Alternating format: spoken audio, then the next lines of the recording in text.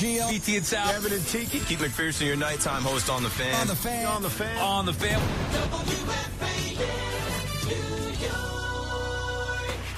It's WFAN Daily, hosted by Pete Hoffman. And I know everybody's been waiting for this. We did the Rangers preview. We did the Islander preview. Or the Devils preview, excuse me. How do we not do the Islanders preview? And I am lucky enough to be joined by a friend of mine who we had many nights together, speaking for hours over how bad the Mets and the Jets played. And now we get to talk a little Islander hockey. Michael Fliegelman, welcome to the show. What's up, man? What's up, Hoff? Thanks for having me. And yeah, listen, I'm glad for you having all your success with the middays, but I miss you when I came in for those overnights, willing to stick around until 2 or 3 a.m., just, chopping it up and then cutting my shift in half. Yeah, it's funny. Nobody else wants to hear me talk but you. I go home, nobody wants to hear me talk. But I'll stay with you for hours. It's great. It was amazing. But listen, Mikey, here we go. Listen, the season started yesterday. I wanted to get the preview in before. No big deal. It happens. We can still preview 81 games. Totally fine. You get the first game against the Penguins. And first of all, let's be honest with you. As a Ranger fan, the Penguins are a pain in the ass. They're not supposed to be good, yet they're 2-0 already to start the season. Take a little glimpse of yesterday. How did it feel, first of all, for hockey to be back? But what do you take from yesterday's game? I think last night's game is a lot of what you're going to see with the Islanders this season. This is going to be a team that, they're not expected to be, obviously, a Stanley Cup contender, barely on the fringe of the wild card race and making the playoffs. This is a team that's in transition. Obviously, it's the first year without Lou at the helm. So Darch is in as the new GM. Patrick Waugh is back, and they had the first overall pick last year. Got lucky, won the lottery, and there's going to be a lot of emphasis on the youth this season, while some of the veterans that are still around, some on decent contracts, some on abominations of contracts that Lou Lamoriello gave out. The emphasis is going to be on watching the youth, and in game number 1, you saw Matthew Schaefer set up the first goal of the season for the Islanders with an assist on a nice pass. You saw him as just a teenager. He's 18 years old. He did not look at all out of place on the defensive line, and he's paired with, he's not playing with Adam Pelech or even Ryan Pulock. He's paired with arguably the Islanders' worst starting defenseman in Scott Mayfield. I mean, there was one goal later in the game where Schaefer's in the right position. He doesn't do anything wrong. Mayfield gets beat. They give up a goal. But he looked right away like a pro. And then Shabanov, who they brought in from the KHL, and there's been a lot of buzz about him in training camp that they think they may have caught some lightning in a bottle. He scored a goal in the first game. Overall, the results are disappointing. They lose. There's going to be a lot of that this year where they hang in the game. They play teams tough. They're right there. They don't have that extra oomph to get them over the hump. This is still a team that what's been plaguing them for years is still true. They don't score enough. They used to not score enough with elite defense. Now they don't score enough with not that great defense. But if you as a fan could just key in on the youth and watching the younger guys develop, Schaefer, one of 3 first-round picks in the draft this summer, then there are reasons to be optimistic, if not just for this season, what the franchise can be moving forward. Kind of a mini rebuild and not a full, 5-year blow-it-all-up one. And Matt Schaefer, like you said, gets an assist on the first goal. And he now, I believe, if I'm correct with the stat, is the youngest player to debut in the NHL and record his first point ever. So that's for a defenseman. That's crazy. That's up there with like freaking Sidney Crosby stuff. You know what I mean? Well, and they showed the trivia question during the broadcast. The last defenseman to do it was Scott Niedermayer. I mean, you're telling me that Schaefer can have a career along those lines? Where do I sign for that?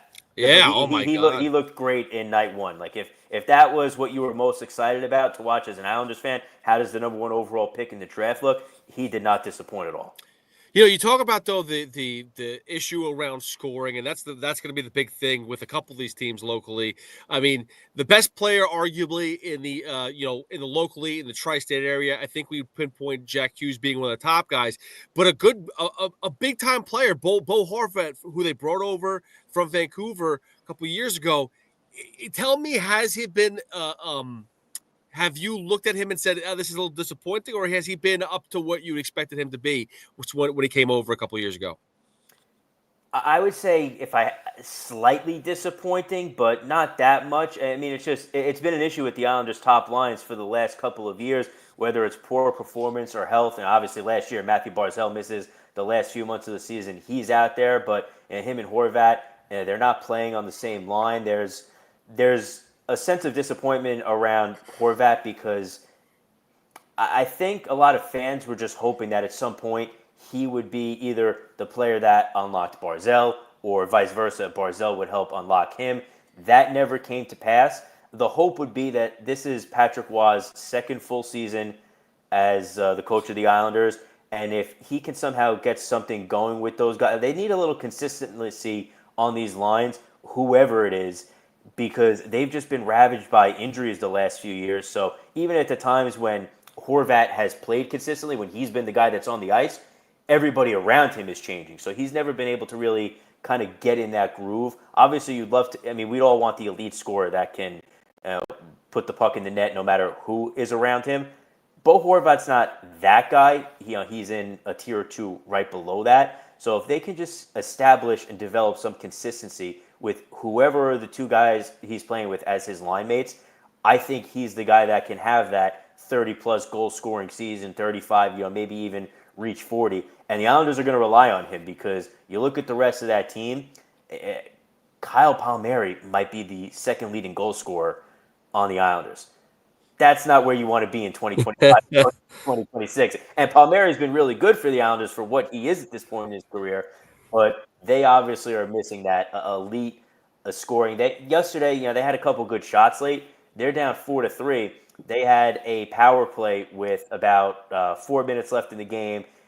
Waugh pulls Sorokin for the extra skater. So they're skating 6-on-4 for a while and then 6-on-5. And they can't get the puck in the net against Tristan Jarry, who we all know is good, not great. And like you said, the Penguins, the Crosby, Malkin, and Letang are there for your 21, 20, and 20, unbelievably. The rest of that team is not very good. They're another team that's kind of in transition. So the Islanders desperately need somehow that one guy to step up and be able to score in these moments. And based on the talent on the team, if it's going to be anybody, it's going to be Barzal or Horvat, and they brought Bo here to do that. Yeah, and you talk about there is a young youthfulness to certain players on this team, but there's also that veteran status too. You still got Anders Lee around here. Kyle Palmieri, like you said, is one of the leaders on this team. But listen, he finds the back of the net, which is always good for Palmieri, but that's not the guy you want to rely upon. Is there somebody else that's going to be able to create scoring chances, or someone that you're looking forward to or hoping that they can make a major jump into that, like either top two lines and put up some significant goal scores for the New York Islanders? Yeah, the hope is that it's Shabunov. And again, his first game coming over, he scored last night. He is the one guy, they brought in the only real major acquisition of the offseason from the top six skaters, Jonathan Drouin, and he also played well and scored on that first goal off of the Schaefer assist in last night's game. So you kind of know what he is, and you're just hoping that a lot of his success the last couple of years wasn't just a result of skating alongside Nathan McKinnon. Right. Anthony Duclair brought in last year was as big a free agent bust as you could, realistically have. He's back if he's healthy and he's playing right now. Maybe he could do something, but the one guy that can give you that unexpected jump, because we've seen it from those guys in the league before. So even if they go back to their best kind of career seasons or in line with that, we know what they are. The one with the biggest potential from, hey, we didn't know what to expect at all from this guy, to maybe he does score 20, 25 goals, is Shabunov. And he, like Schaefer, first game in the NHL last night, looked pretty good. Now, Ilya Sorokin is one of it's always in the conversation. It's Igor Shesterkin is with the Rangers. Then you got Ilya Sorokin, who's had arguably just as good a seasons as Shesterkin. I don't remember if he got the payday. I think he's still under contract. He did get a payday, but it ain't what Shesterkin's making. And the one thing that I had a conversation with Silo about when we were talking about the Rangers is that kind of handcuffs your team. The expectations now also are much higher. Now, Sorokin, he's here for a while, but it's not going to be as handcuffing of a contract where you could still make other moves. But give me where Sorokin fit for you? Do you think he's making a step for going to have a better season than he did last year? Do you think that he's going? The defense has to be a major part of that too. And with Schaefer being so young, you're thinking there's going to be some growing pains too. But do you think Sorokin is going to be able to at least perform at an elite level in the net? I do. I mean, there's two factors at play there. One, Sorokin's play himself last offseason, so not the one a couple months ago, the year before that, before his contract is kicking in, he was injured, missed a lot of training camp, and just the first couple days of the season. So he ends up playing most of the season, but he didn't have that full ramp-up period that you might like. He has to play better. I mean, Ilya Sorokin last year was probably flirting with a top 10 goalie. The Islanders need to have him back in the top 5 territory. And that's where he's been a lot of his career. So he's certainly capable of it. And the defense in front of him has to be a lot better. Obviously, Noah Dobson is gone. That's a big loss. But you would hope that if Schaefer has the kind of year that everybody's hoping for, and Pelech and Pulak, if these guys can stay healthy in front of him. Obviously, when Mayfield's out there, you're a little worried. And when Tony DeAngelo's out there, you're a little worried because we know he's more offense than anything. Yeah, he's something. It's not going to be great, but especially if they can get the top 4 guys, Schaefer, Pelech, Pulak, and Romanov, if those guys can stay healthy, and the 3 veterans in that grouping have all dealt with a lot of injuries the last couple of years, if they can stay healthy, the defense should be better. But this is a team, take last night's game, for example. They lost 4-3. Ilya Sorokin and that defense are going to have to keep opponents in the 2 to 3 goal range to win a lot of games. This Islander team is not going to win a lot of games if they're giving up 4 goals. What, Mike, the special teams is always a big thing here, whether it's power play, penalty kills. The penalty kill is always a major factor here. If you're going to be down penalties, if you're going to be down 5-on-4, and you can't prevent a team from putting in the back of your net, you're not going to win games either. So, is this power play kill, the penalty kill? Is it going to be more significant, or are we looking like they're going to have to be more on 5-on-4s? They're going to have to be the men on the power play to at least be competitive in the special teams. Well, they were a disaster on special teams last year, both the power play and the penalty kill. They overhauled the coaching staff. So obviously the Islanders had the weird situation, not last season, the one before. They fire Lane Lambert and bring in Patrick Waugh during the season. It was after the new year. The team goes on the run, makes the postseason. They didn't make a ton of changes with the coaching staff going into last year. But after last season and how disappointing it was, they missed the playoffs. They made a lot of changes. So they brought in new assistants. They're hoping that it can help the power play and the penalty kill. Now, obviously, it's just one game. The power play, I thought just watching it looked okay. I mean, they were able to gain entry into the zone. They got a couple shots off, shots on goal, good looks. Not capitalizing on much, but from where the Islanders' power play was last year, where they would spend 90 seconds of the 2 minutes just trying to enter the zone, it looked better. It looked better than that. The penalty kill last night was bad. And the Penguins were scoring on the power play, and they were scoring early. Like first look, first time down the ice, gain control of the puck, gain entry, move the 1 or 2 passes, shot, score. So that has to improve. I'm not going to write them off, obviously, what the coaches are doing after one game, but that has to be exponentially better. When you're a team on the fringes of the Islanders and you're not leading the league in talent, you have to be playing smart and disciplined and clean on your special teams. And Game 1, a little more encouraging from the power play side, horrible from the penalty kill. I'm going to give them a few weeks to see if they can figure it out. But that's probably going to be, that and health are going to be the 2 differences in whether this team is competing for a wild card spot in the low to mid 90-point range, or they kind of bottom out and are high 70s, low 80s, and looking at being one of those top 6 or 7 teams going into the lottery. Now, I mean, expectations, let's be serious. Last year, the Devils were the only representation from the tri-state area to be in the playoffs.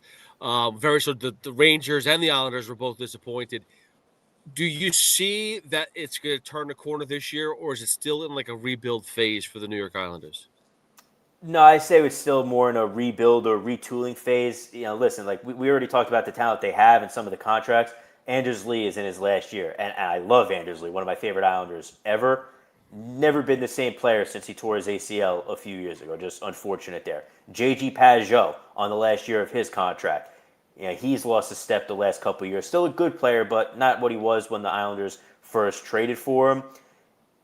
They have a couple contracts, mainly those two guys coming off the books next year, so they'll start to be able to turn it over. How Darsh is going to get out from under the Engvall contract, the Duclair. I don't know how he'll figure that out, but this is still a team that, because of winning the lottery and getting the first overall pick, you hope that maybe took a year or two off of how long it's going to take to turn this team back around, where maybe it looked like a 3-year proposition if they don't win the lottery, now can be 2 years. So I'm not expecting, again, this team's not going out and competing for the Stanley Cup or anything, but if they stay healthy and they play well and Patrick Waugh shows growth and some of the assistants he brought in do the job that they're supposed to on the power play and the penalty kill, this team can be right in that mix for one of the 2 wild card spots. I would be very surprised. I can't see them finishing top 3 in the division under any circumstances, really. I mean, unless Shabanov is the next great thing coming over from the KHL, and he's even better than the Islanders think he is, and Schaefer is an all-star right away, which I guess the Schaefer one is more likely, but this is not going to be a team that's competing for one of the 3 division spots. If things break right, they can fight for a wild card, but I think you're most likely going to look at them around points and record-wise, right around where they were last year. Like, I don't think they'll be bottom 5 team in the NHL bad, but they'll be one of those teams, second or third out of playoff position most likely, and hoping that they can jump up in the lottery again, going from 10 to 1, something like that. Well, that gets me to the next point, because Mike, during the draft, there was talks that they were compiling all these picks, and maybe they were going to go and try to get another top end draft pick in the beginning of the draft, and it just never happened. Are they going to potentially, if they're cutting it close and they're at that trade deadline and they can make a move or two, do you think that they'd get rid of some capital to try to make a playoff push, or do you think they really are focused on the retooling, rebuilding? No, I think they're focused on the rebuilding. I think the only way you would see them make a trade, now it's funny because this organization didn't make a first-round pick for 4 years in a row with Lou. They obviously have 3 last year, their own pick, and what they got from the Dobson trade, and they have 2 picks in next year's draft. If there's an opportunity to get a player that is either signed long-term or they can sign long-term that they think, hey, this is a difference maker for us, because they need top 6 skater talent if they can get it. If there's somebody like that, they might move some of those future assets, but they will not do anything. I don't care if they're even in playoff position. They will not do anything that sacrifices in the future years for a rental for the rest of the season. I would be absolutely floored if that happened. We talked about the head coaches with the Devils and the Rangers on my other podcast. Patrick Waugh returning. I love Patrick Waugh when he was a goaltender. I liked him even when he was a head coach at times too. He was a little bit fiery, but it is crazy in NHL where the lifespan is so short. Like 2 years sometimes is really all you get, and you're talking about a team that's going to be rebuilding. Does Patrick Waugh see the end of this, or will he, if it's not good enough, if they're not seeing some sort of growth, is he going to see himself out the door? That's up to him and his players. They could have fired him this season. Obviously, when you're bringing in a new GM and overhauling the front office, the way the entire organization does business, because someone like Lou is so particular, as we all know, in this area from the Devils and then with the Islanders, they could have moved on from Patrick Waugh a couple months ago. I think what Darsh and the front office are hoping for is, one, they like the coach. Obviously, if they didn't like him at all, they wouldn't keep him. But I think they're hoping for some of that consistency to help them. And then hopefully you would think if that does them well in this year and maybe next year, that they would then keep him long-term. In the NHL, this is true in the NHL and the NBA, there's always that chance, obviously we see it with the Knicks, that they could say, all right, we're close, and the last thing we have to do is change the coach. You don't see that in football. You don't see that in baseball, really. No. But I think the hope in that building is that Patrick Waugh is the guy. They felt good about him when they brought him in a couple years ago, and he did for as bad as last year was, and they were dealing with a lot of injuries. Roster wasn't that great to begin with, and they were old. He kind of inspired and spurred that run that sent them to the postseason 2 years ago when he took over in January. So there's optimism with Patrick Waugh. I hope I guess with any NHL coach, if you ask, is he here in 4 years? It's like the NFL. You just default have to say no. But I sure hope so. And I think they really hope so. And I think they're going to be patient with him, knowing, hey, there are some built-in limitations here. We're not going to punish him for this, and this, knowing he doesn't have the personnel for it. But in these other three things where, we're looking for growth, development in these areas, like the special teams we talked about, and bringing in his assistants of choice, if he hits on those things, he could be around for a while. Michael Fliegelman, I want you to talk about the Islanders, but you are a Mets and a Jets fan as well. I mean, you are the trifecta of hell, and I am so sorry. Thank God that I have quit the Jets. I've told everyone that I quit the Jets this year. I hung them up. I am a Giants fan this year. I feel bad for doing that, but I actually don't feel bad when I've seen the product that's on the field right now. I know it's Aaron Glenn's first season, and there's going to be the growing pains. We just freaking talked about this with Patrick Waugh and a rebuild and stuff like that. But how do you feel so far with this new regime? And B, tell me again how good Joe Douglas was at his job, because if this team is as bad as it is, I can't tell if Aaron Glenn has no clue what he's doing or the roster's just terrible. I don't think the roster's terrible. I don't think it's good. I just don't think it's terrible. Listen, I gave up on the Jets too. They made laughably bad hires in the offseason. I don't want to pile on Aaron Glenn because obviously I loved him as a player when I was growing up, and he was the first great Jet cornerback of my childhood, but he looks completely in over his head. I thought it was going to be a bad hire, and then it's turning out to look even worse. This is a franchise that should be already thinking. Now, they never will, and the reason I'm done with them is because this owner's never going to get anything right, but they should already be planning in those back rooms, hey, we hired a GM that nobody else even had interest in talking to, and we hired the wrong head coach. If we have a top pick in this draft, look at what Jackson Dart did for the Giants last night. Look at the hope that guy is bringing the organization. The goal should be what it should have been the last time they hired a head coach a couple months ago, the time before that when Robert Saleh was hired. And I know some fans don't love to hear it. Get the right offensive mind. Let him pick his quarterback. Go from there. And until the Jets do that, again, you're watching the Giants a couple weeks ago with Russell Wilson. We thought, this is going to be one of the worst teams in football. Then last night, they don't just beat, they pound and dominate the Philadelphia Eagles, who I don't care how many problems they're dealing with. That's a team that just won a Super Bowl. They were 4-0 10 days ago. Like, that's a good football team for whatever's going on. And the Giants, took them behind the woodshed and just destroyed them. That's what matters in the NFL. The rest is important too, but it comes after that, getting the right head coach. And I hate to say it with Aaron Glenn, it seems like the Jets do not have the right head coach. And it doesn't make a difference what sport you love, what team you root for in the tri-state area. We can all agree, F Philly. Like, we can't stand them. So whenever Philadelphia loses, no matter what, hell, the Dodgers, I don't want to see them win the World Series, but to see the Phillies get knocked out yesterday was an amazing feel. Yeah, listen, I don't have love for the Dodgers, but, you're asking me, who do I want to win that series, Dodgers or Phillies?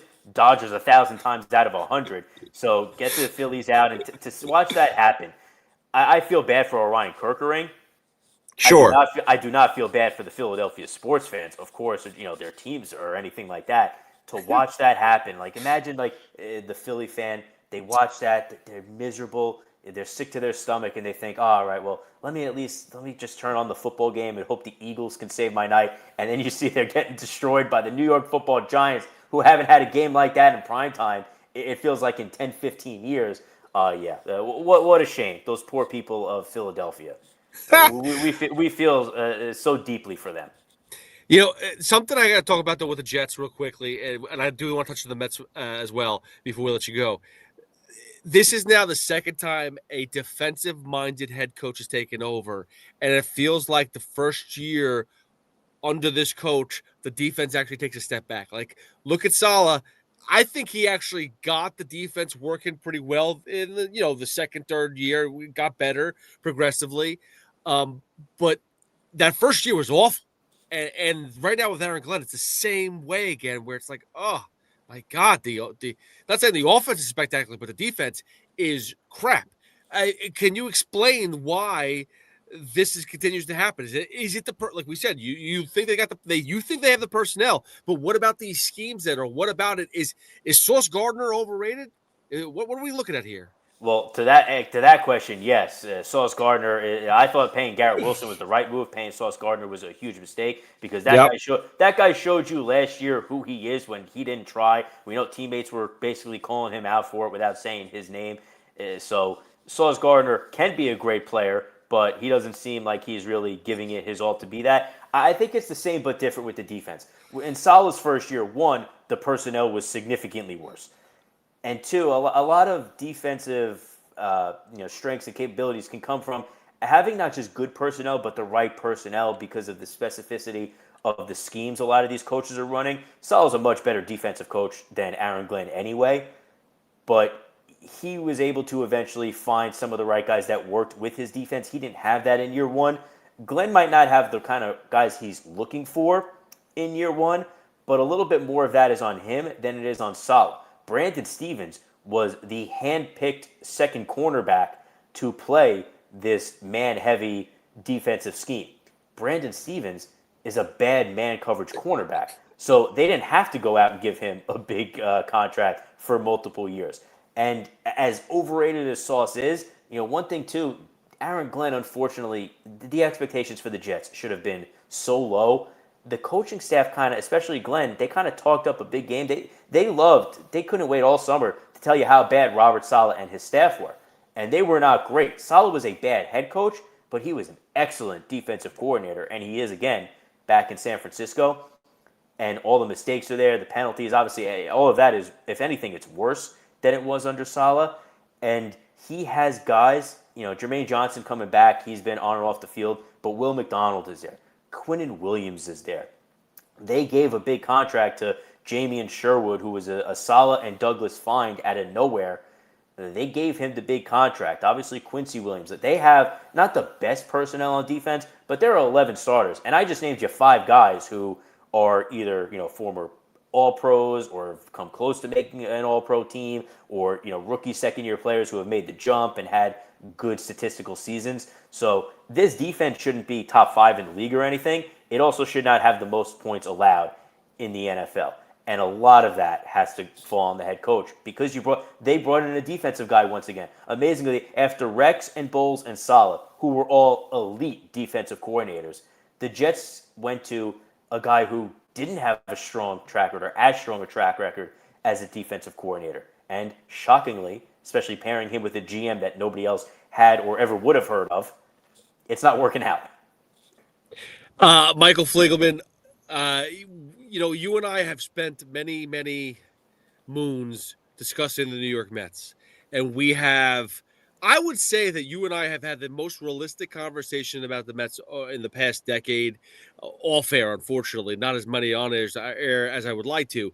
But that being said, though, now people see my optimism as like, oh, I'm just a shell for the team, and I love the team. I don't want to say I was the first person to say that this team wasn't going to make the playoffs, but I was up there. I basically knew in the Phillies series that this was going to be another collapse. It was going to end in That was Miami. the moment I knew too. After that 1-0 loss, the McLean game, when Pete Alonso gave DeComo that quote after the game about if the playoffs started today and blah, blah, blah, the talent right there, that's when it dawned on me, oh, this team has no idea the situation they're in. The manager does. He's kind of hinting at it, but the players aren't catching on.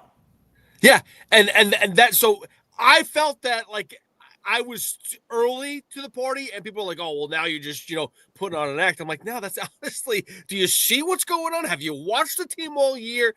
As disappointing as it was, do you find optimism in a season like this?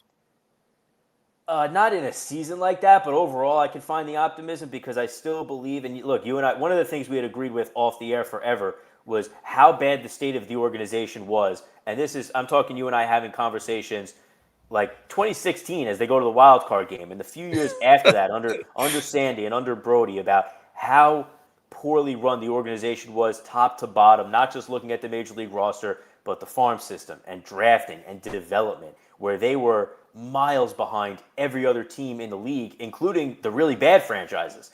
So I'm optimistic because I do think they've done a good job for the most part since Steve Cohen took over, and then with David Stearns with really emphasizing the development, first procurement and then development of young talent internally, especially with pitching, because God knows the Mets went 10 years. Nolan McLean was great. The last starting pitcher debut for the Mets was 10 years ago. That's a long time. That should never, ever happen. So I'm optimistic, and the one thing I'm hopeful for with this season as I try to look for silver linings, because, listen, it was horrible. And this is something that group is going to have to wear for the rest of their lives. That's a collapse. It's an embarrassment with the payroll and with the talent. There's no excuse not to be in the playoffs, and we shouldn't make any for them because, it's just completely unacceptable and a stain on all of them, at least until they win a World Series, and honestly, maybe even beyond that. But I think there have been changes needed to this team for a long time. And I joked when Steve Cohen bought the team, I would trade DeGrom and everybody else, and I would just rebuild. And I knew it was never going to happen. Nobody actually wanted to do it, but I thought this team needed a rebuild and an influx of young talent. It didn't happen for years after that. I understand why Steve Cohen, while building the farm system, they said, hey, we're going to use money to try to compete in the interim because the fans have expectations. He has the money. He doesn't want to sit through 68 and 94 seasons. Let's go try to win. And I think in 2022 and 2024, as disappointing as the ends were, obviously more 22 than 24, I think that was kind of the ceiling of what you can do when you're building your team on free agency acquisitions and trades and waiver claims every single year, because you don't have any of your own internal depth that you've developed that you're calling up. So they finally have that on the way. We saw it with the 3 pitchers at the end of the season. They finally have the beginnings of that from what Epler drafted and left to Stearns. And I think the changes are coming. This team has needed to be rid of Jeff McNeil for a long time. I wanted to sell high on him after the batting title. He's been a disappointment in 4 of the last 5 seasons. Get the guy off the team. Enough. Well, but you say that now they're starting to get the prospects up and coming. There's going to be change, but David Stearns, and listen, I'm not against the approach to trading away prospects. I'm not saying that at all, but he did just trade 12 players for 4 rentals that didn't work out in this season, and we didn't get to the playoffs.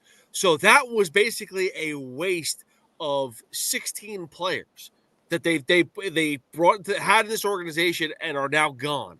Where I'll push back there is they chose to deal from quantity over quality. Some teams will take that on. Some teams, and the Mets were in this position in past years, where they need to take the 3 guys who maybe have a 10% chance of working out instead of the 1% or the one guy who has a 40% chance of working out. So they dealt from the quality. They didn't deal from any of the top guys in the system. They got rid of the quantity. And a lot of those guys, again, as we pointed out around the trade deadline, a lot of the guys Stearns traded away were not the guys that he brought in. So I think they just gave up on a lot of the guys that they didn't necessarily believe in.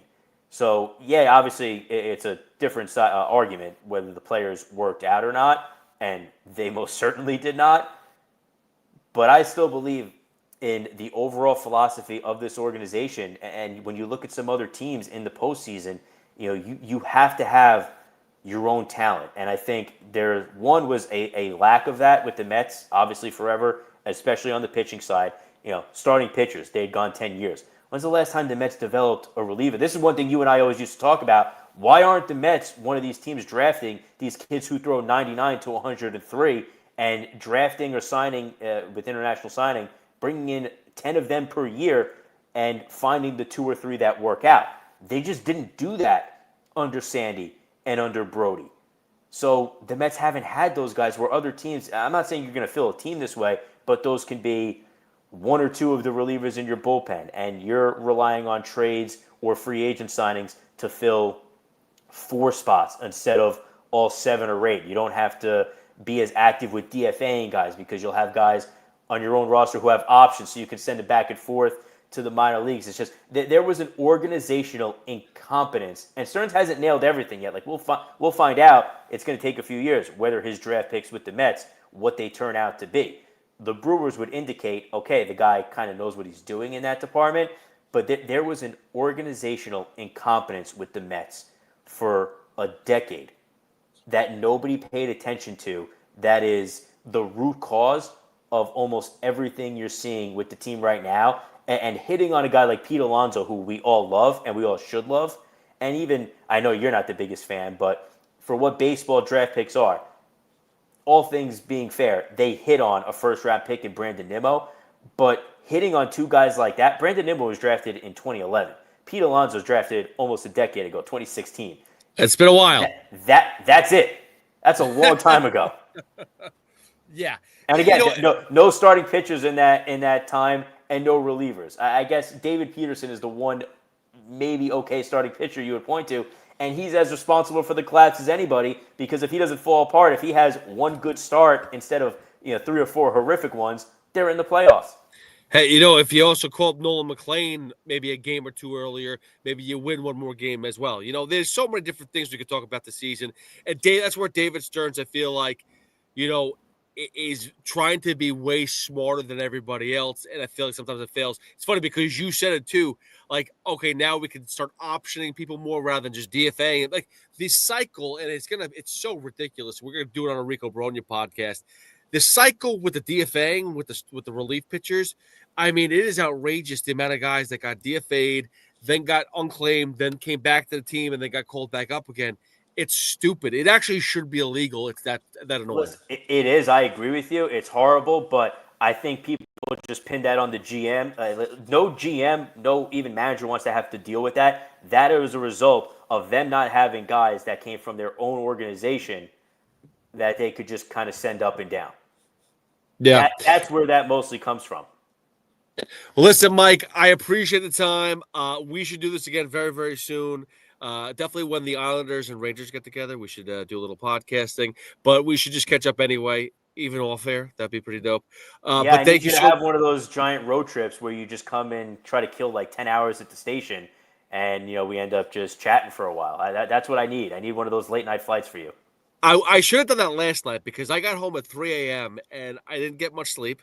So I should have just come and hang out with you. That's probably what I should have done, and listen to C-Mac in the background and just be BS with you for a couple hours. But listen, thank you so much for the time, Fleegs. As always, I appreciate it, man. And let's go Islanders. Let's go, everybody. Listen, Jackson Dart right now, we're not Giants fans. We didn't grow up Giants fans. He is saving New York sports right now. So thank God for Jackson Dart. From a sports talk radio perspective, you and I producing that every day. Thank you, Jackson Dart. Hoff, always great talking to you. Thanks for having me, buddy. All right, guys. Listen, another episode of WFAN Daily. I'll see you guys soon. Peace.